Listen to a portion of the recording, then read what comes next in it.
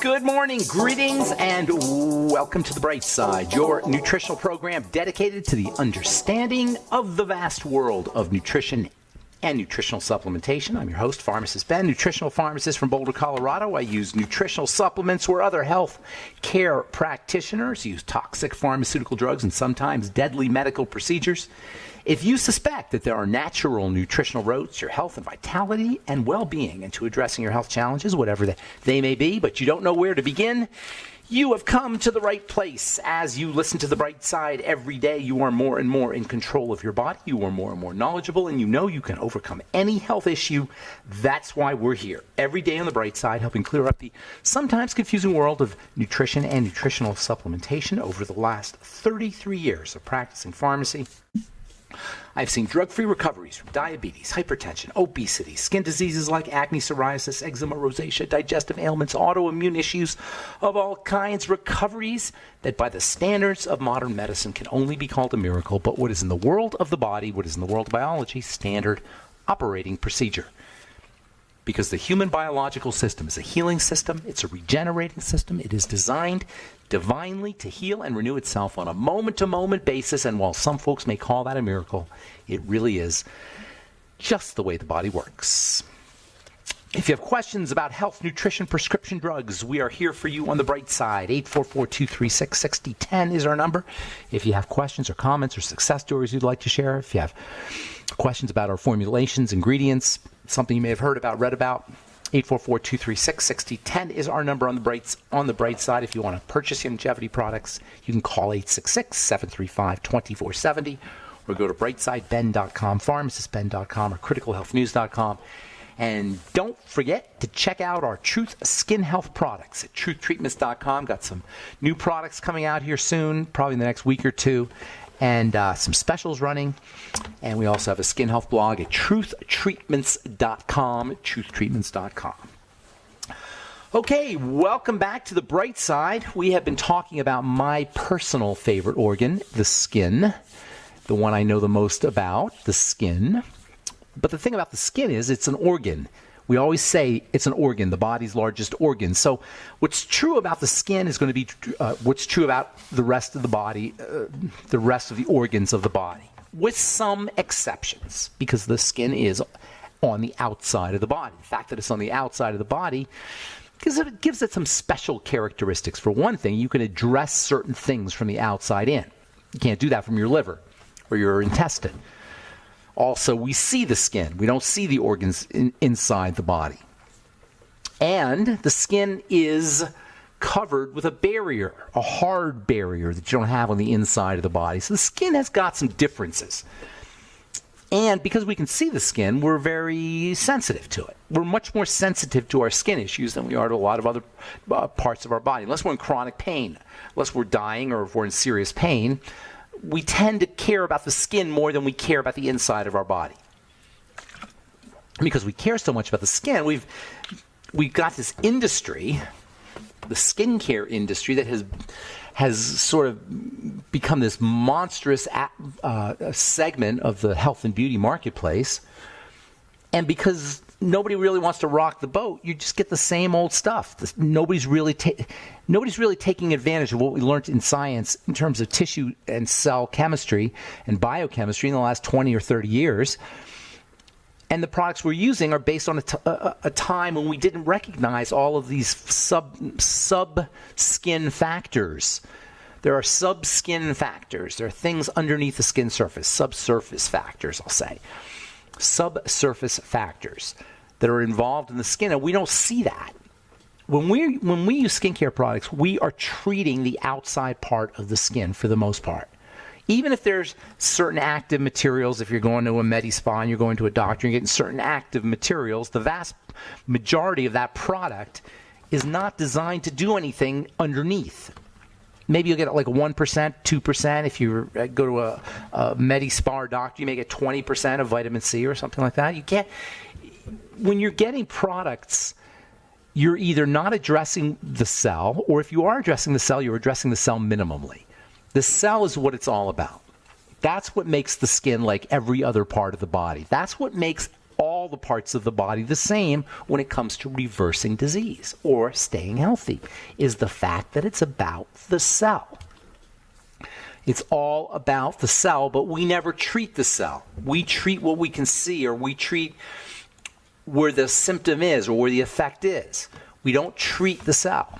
And even if you have drugs that address the cell, they're not really doing the cell any good. There's no drugs that do a cell good. They may address the cell. That's how medicine works. Medicine says, oh, we know all about the cell. That's why we have our drugs. We have our biologics or our beta blockers, because we know it's about the cell. We have our calcium channel blockers and our diuretics, because we know we're addressing the cell. Yeah, you are, but you're poisoning the cell. You're addressing it maybe with medicine, but you're poisoning it. The skin, like any other organ of the body, if it's going to be healthy, has to be healthy at the level of the cell, and there's no drugs that can do it. Dermatology is really kind of stuck, because unless they use nutrition, there's nothing they can really do. That's why really hip dermatologists, modern dermatologists who are graduated when nutrition started to become a thing. Nutrition is now starting to become a thing because it works in the world of medicine. So there are I'm not going to say all dermatologists are just doing the steroids, but basically dermatology, the standard of dermatology, is about steroids, and it's about antibiotics. And it takes a dermatologist who's thinking outside of the box to really go into nutrition. But I have to say, there are dermatologists now who are starting to understand a lot about nutrition. And there are plastic surgeons, people who do surgery, who are understanding about nutrition. We had a doctor on last week, or a couple weeks ago, a plastic surgeon, and he talked about how he uses nutrition in pre-treatment and post-treatment. Anyway, it's all about the cell. That's where you need to be, and it's especially true about the skin. If you're going to use a skin care product topically, you want to make sure that topical product has enough of what the cell needs and has a way of getting this. This is why I came up with the truth, to pound the cell with the molecules it needs to do its business, to turn on, if you will. One of the more egregious offenders in the world of skincare is special products that are supposed to take care of the under eye area, especially for puffiness. I did a moment of truth, and by the way, if you want to be on our moment of truth email list or text list, and I do every morning I do a little 60-second moment of truth, I call it. It's got a little factoid, interesting factoid. And I'm sending them out. I haven't figured out a way to text them yet. I'm still working on that. But as soon as I can figure it out, we'll either text or email. If you want to be on the list, send an email to Robin, R-O-B-I-N, at truthtreatments.com, Robin at truthtreatments.com. Tell her you want to be on the email or text list for our Moments of Truth. Anyway, I did a moment of truth on the under eye area for puffiness. For pigment, dark circles under the eyes. Guess what? Dark circles under the eyes are not a skin problem. And you can't address dark circles under the eyes with cucumber or skincare products for that matter. The under eye, the tissue under the eye is very thin. And so when you have puffiness or darkness, circles, under eye circles, you have what you're doing is you're looking at the circulation. You're actually seeing through the circulation and the fluids. And under eye circles are a fluid problem. They're a movement problem. They're a circulatory problem. They're not a skin problem. How many products are there for under eye circles? I see them everywhere for under eye circles. Skincare products for under eye circles. And the only reason we think that skincare products could work for under eye circles is because we don't know, or we don't think about, or we don't address the cell nature.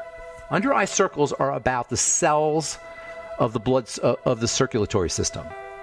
They represent swelling inside the circulatory leakage, I should say, from the blood vessels into the tissues. And by the way, these under eye circles come and go. This is the reason why they can't really study them, and there's not a lot of literature on under eye circles, unfortunately, because they can't really study them because they come and go. They're in flux because they're about fluids. All right, I'm Pharmacist Ben.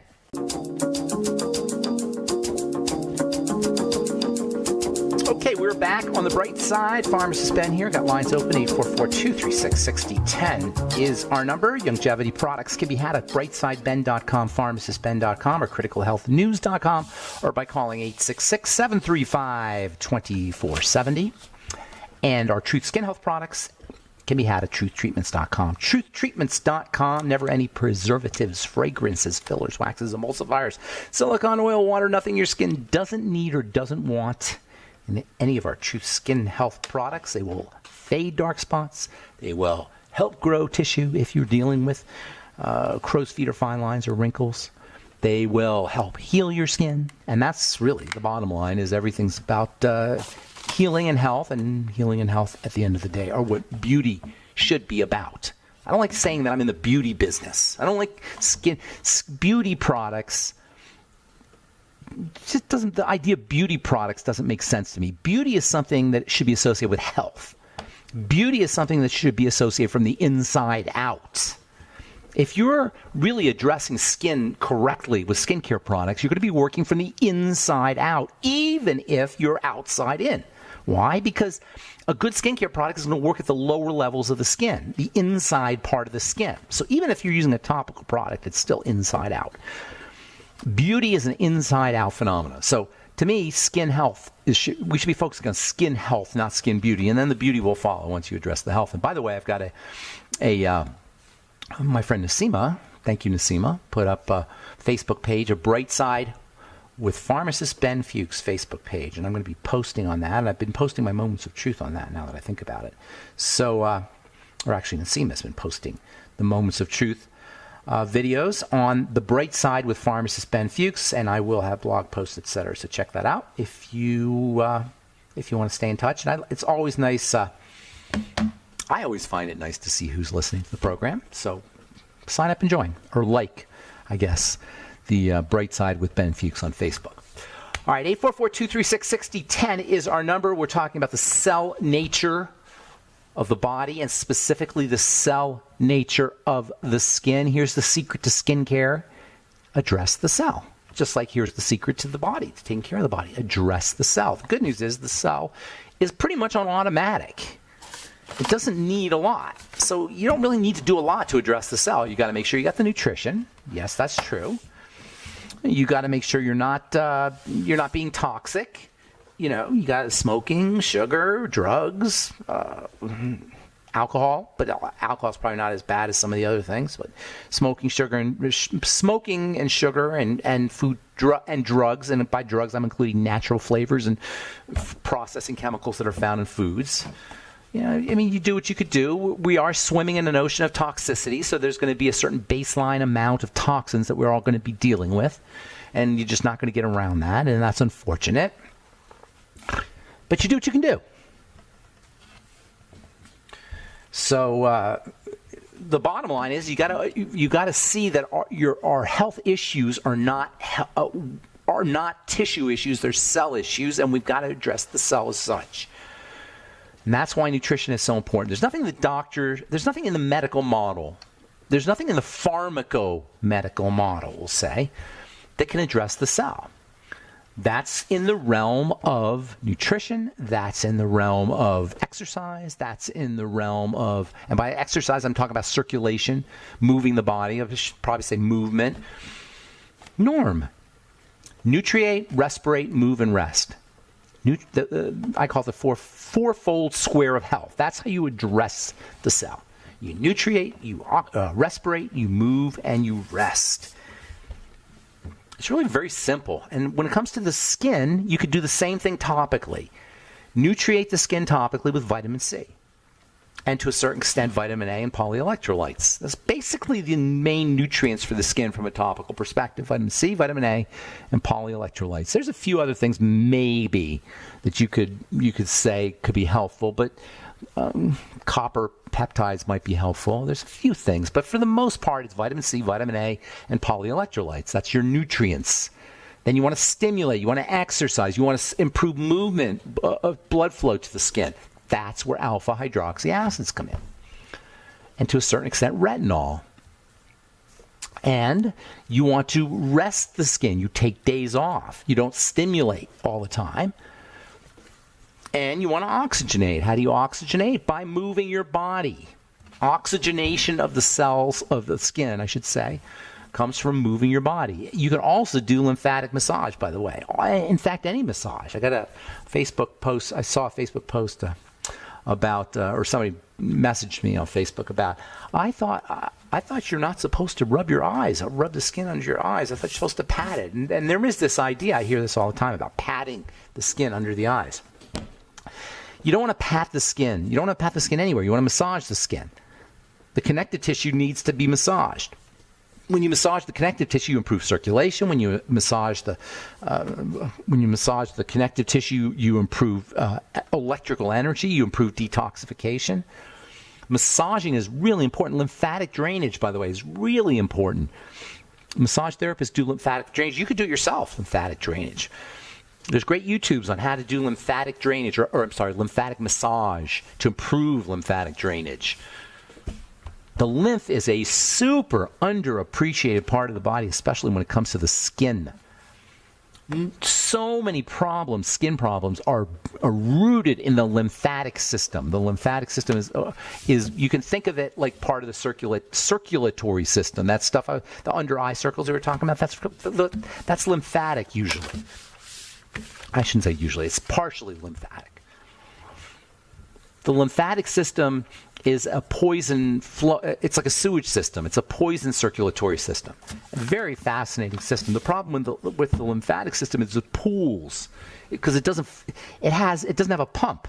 The blood has a pump. The lymph doesn't really have a pump. It depends on us to be the pump. It depends on movement, skeletal movement for the pumping action. You don't really have that much movement in the face area.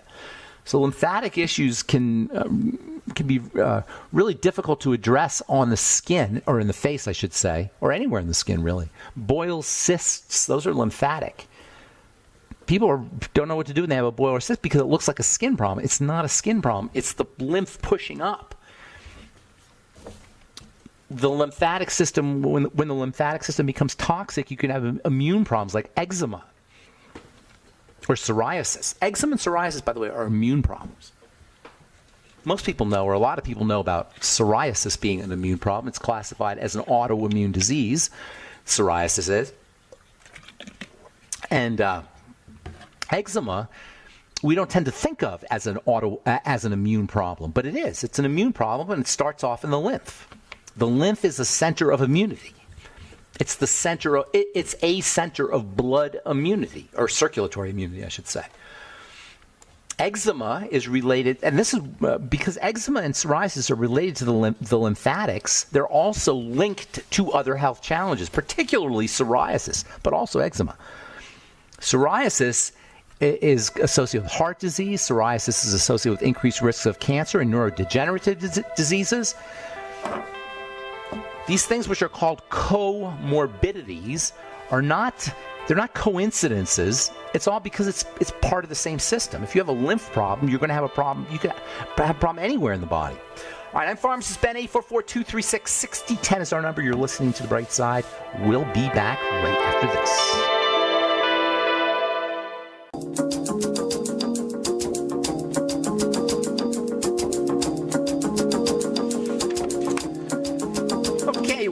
Are back on The Bright Side. Pharmacist Ben here. 844-236-6010 is our number, and we have lines open for you.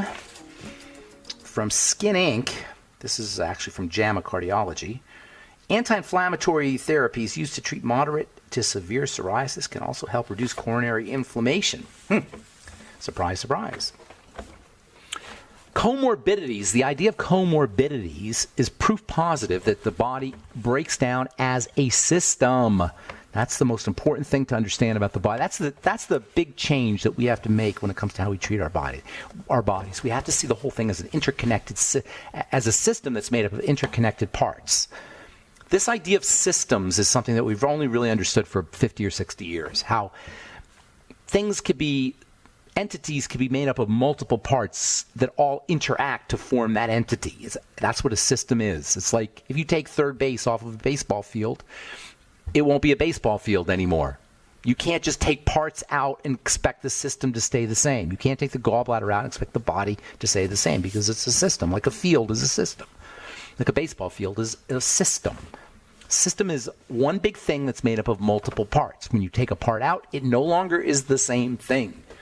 That's called a system, and that's how we have to start to look at the body. And that means if your body breaks down on the skin, it's breaking down in other places too. You're just seeing it on the skin. If it's breaking down in the gut, it's going to affect every other part of the body, because the gut is the central point of the system. It's the spoke, or it's the hub of the wheel. That's why we focus on the gut so much, and by gut I mean intestine, but really the whole digestive system.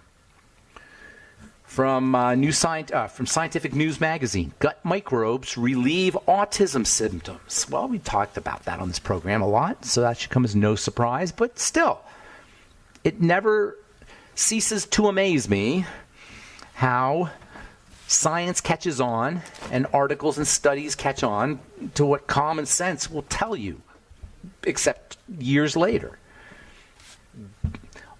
Anybody who has a kid with autism knows that their kid gets worse when they eat certain foods. So now they've got scientific proof. Impact on behavior lasts at least 2 years after fecal transplants. Yes, they do fecal transplants for autism. Same thing is true about Parkinson's, by the way. Parkinson's needs to be addressed as a digestive health challenge. And it's just so tragic to me. Parkinson's, autism, all of these, but Parkinson's especially, I find that personally tragic.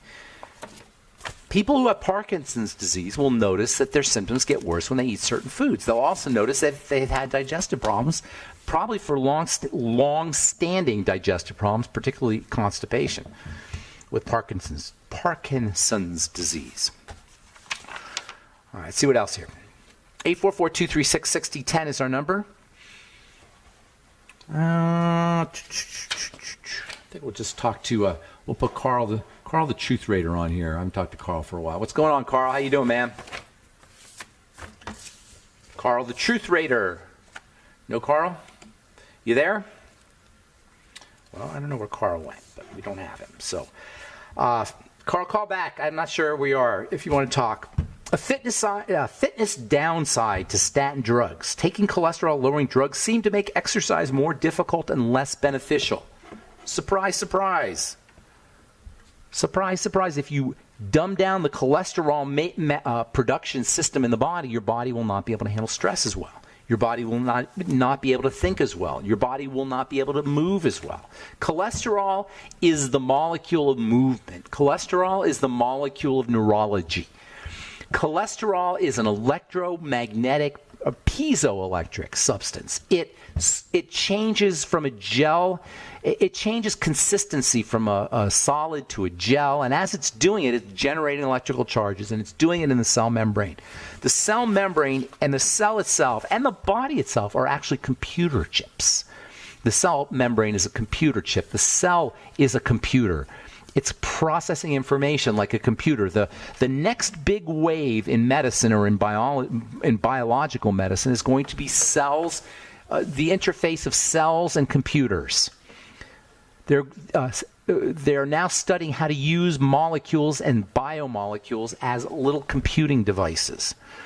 There will be biological machines that will communicate with cellular electronics. It's called wetware, which is one of the coolest ideas in all of biology, in my opinion. There's actually a book called Wetware, if you're interested in this kind of stuff.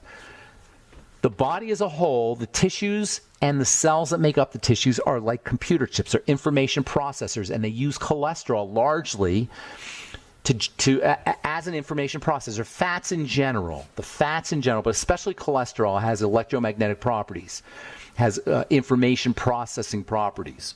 The whole notion of the cell membrane as an information processor, when we really nail that down, we'll begin to have a lot more respect for the cells, and we'll begin to have a lot more respect for how our body works. It's like when they're making computer chips at Intel, they have to do it in a clean room with super mega high-tech filters, HEPA filters, and super high-tech sterile techniques, because just a little piece of dust gets on a computer chip. That computer chip is trash. Because they're operating at such tiny levels. Well, the cell is thousands of times smaller than that.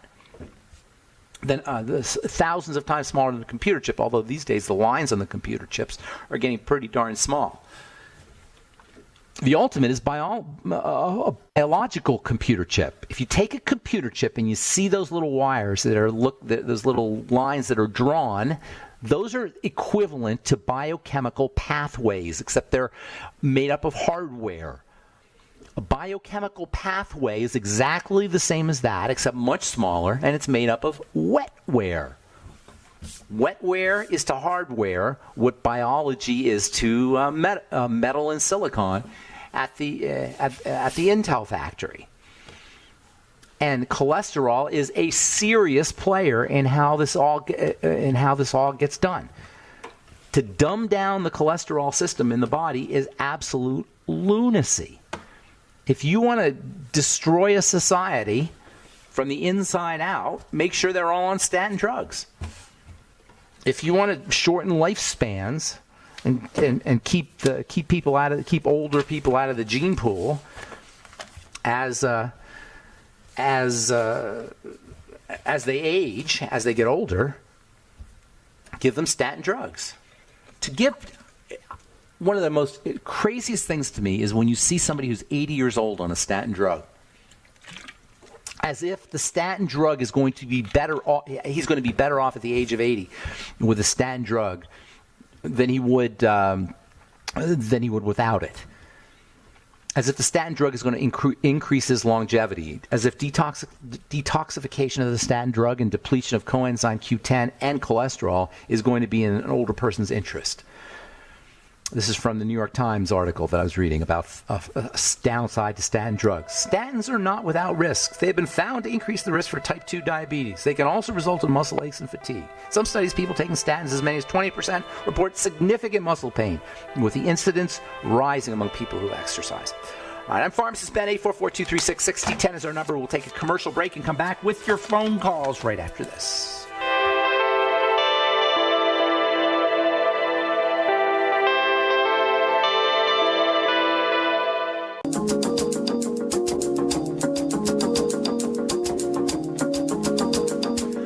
We're back on the bright side. 844-236-6010 is our number.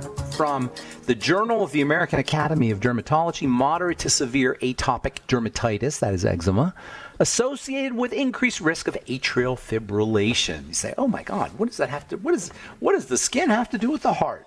Everything. It's a system. Of course it's going to be associated with increased risk of atrial fibrillation. Guess what? I don't need a study to tell you this. I'm going to tell you this from logic. Moderate to severe atopic dermatitis is associated with blood sugar problems. It's associated with digestive problems. It's associated with neurological issues. And it's associated with atrial fibrillation. And you don't need a study to tell you this if you see and understand the body as a system. All right, 844-236-6010 is our number. Check out our Facebook page or like our Facebook page. The Bright Side with Pharmacist Ben. Thanks, Nasima, for putting that up. And I am going to start posting on there. I guess they already got some posts on there. But I'm going to post on there regularly. Say hi and let me know that you're on the page. 844-236-6010 is our number. Let's see if we can get Carl, the Truth Raider, back. Truth Raider. Yes, I'm here. What's going on? How you doing today? I'm doing surviving well. I cut through the forest of commercials. It is a forest out there. It's a jungle out there. Tremendous. Yes, I understand. Collagen and the claims by some, forget what the source is, but the claim that there's a collagen fraud that's not all cracked up to what it's supposed to be. Collagen fraud, did you say? Yeah, collagen fraud. They're claiming that there's a fraud in collagen supplementation. I don't know what you mean by fraud. That it doesn't work? Yeah, exactly. I think that's. Well, it depends on what you want it to work. It depends on what you want it to do. I'm not sure what you mean by work. Collagen, taken as a supplement, has the building blocks that you need to make your collagen. That's what collagen is. Collagen contains building blocks. You're not going to eat collagen and have that collagen be part of you. The collagen gets broken down. But the amino acids that make up collagen can help you make your own collagen. So it's not collagen can have some benefits. Taking collagen peptides and collagen orally. Bone broth protein is a great way to do it. Go ahead. I'm sorry. Right. And that I don't mean bone. Let me take that back. Bone broth. Bone broth. The protein, I don't know. Bone broth protein can help you too, though. But that's not collagen necessarily. Go ahead. What were you going to say? I see. So it's okay to take my supplement of collagen and just should I just give it some time? I'd give it like 6 months to a year and regular supplementation before I start noticing the good effects of it. No, because the effects are going to be gradual. That's the thing. You don't know. You're not going to see them, but they'll be gradual. And you can't just take collagen by itself. You got to take it with vitamin C, and you got to take it with other nutrients. But it's not like you're going to notice something dramatic. Although at the end of, depending on what you have, I think you had a knee problem or something, or joint problem of some kind. Oh yeah, I've got a torn meniscus in my knee. Yeah, you'll notice over time that's getting stronger, and then glucosamine is also important. Right. Okay. In addition to collagen. The collagen peptides and glucosamine are separate. They're different things. But glucosamine is important. Glucosamine acts like a trigger to turn on collagen production. And then when you take collagen peptides, you get the building blocks for making your collagen. I see. Got it. Now I have a little cluster forming of this little mini, really tiny, not much more than about the size of a dot, but a little cluster of skin tags growing around my neck. Skin tags need to be regarded as a part of the aging process associated with blood sugar issues. So as we get older, our blood sugar our blood sugar control becomes poorer and poorer. Whether or not you're diagnosed as a diabetic doesn't matter. You don't have to be diagnosed that way. It's just a blood sugar change. It has to do with insulin and sugar, and that's usually the problem with skin tags. Okay. Usually the problem. And you want to treat it as a sign that your blood sugar is starting to get thrown off. You can use topically. There's a couple things you can do topically. Glycolic acid, super high, like 70% glycolic acid can work. My retinol products work for skin tags also, by the way. Our retinol spot treatment works for skin tags. Whenever you're doing a skin tag with retinol, you always want to get a little donut of our omega-6 healing cream. If you order the spot treatment from TrueTreatments.com, retinol spot treatment is made with 2% retinol and then salicylic acid, 0.5%, as well as vitamin C and vitamin E and medium chain triglycerides, just 5 ingredients in our retinol spot treatment. If you order the retinol spot treatment, put a little note in there that says, I told them to send you a free sample size of our omega-6 healing cream. In fact, anybody who wants our retinol spot treatment, I'll say that right now, put a little note in there, say you heard it on the bright side. And we'll only do this for today. Today's October 28th. Or actually, we'll do it for this week. But after this week, it's going to end because some people listen to this in a few years. I don't know if I'll be able to do it. But anyway, put in the notes. I said I'd give you a freebie omega-6 healing cream. All right? Anybody who orders a retinol spot treatment will throw in a freebie omega-6 healing cream sample size. Okay? Well, I'm going to get burning. Hey, TruthNourishment.com is what the new website for. Yeah, we're having some problems with that site, though. Because I had CBD on there, and we lost our payment processor. You know, it's still hard to get payment processors for CBD. Oh. And so Chase dropped us. We got a call from the Chase security department, and they said they made a decision to drop us. They wouldn't tell us why, but I think that is why. Yeah. All right. All right, I want to get one more call in. I want to get our friend Rhea from Japan in. All right, thanks, Truth Raider. Yeah. Take care, man. All right. Have a great day. All right, let's go to Rhea. What's up, Rhea? There's Rhea. How you doing, Rhea? Hi, how are you? Hey, I'm doing good. What's going on? Hi. Today I have a question about soil-based probiotics. Soil-based probiotics. Yes. And I would like to know what your take is on that because I see some mixed reviews online, and I'm not sure. What did you see negative about soil-based? What did you see negative about it? I don't know anything negative about soil. Actually, I read that it's. Some people say it's dangerous, that it's not supposed to be in your body, like the soil-based probiotics aren't I'm supposed not to be buying it. Soil-based probiotics can be very beneficial. They're life forms, and they do. They're like plant probiotics. Okay, so they're safe. They're like probiotics for plants. The way we have probiotics, bacteria, when we think about bacteria, a lot of us think about germs and the bad stuff, but vast majority of bacteria help things grow. They're critical for growth, whether in your gut or whether in plants. And just like we have a microbiome, there's a plant microbiome. And there's plant soil-based organisms. And these plant soil-based organisms get in our systems anyway. If you eat if you eat raw fruit, if you eat vegetables, you're getting plant. I mean, if they're not if they're organic, I suppose. Pesticides obviously kill soil-based organisms, and that's a big problem. That's why they have to use more and more antibiotics or fertilizers. It's kind of like a vicious cycle. Not antibiotics, but fertilizers on and pesticides on plants because they're not as strong. You can also get soil-based organisms in fermented veggies. Go ahead. I'm sorry. Mm-hmm.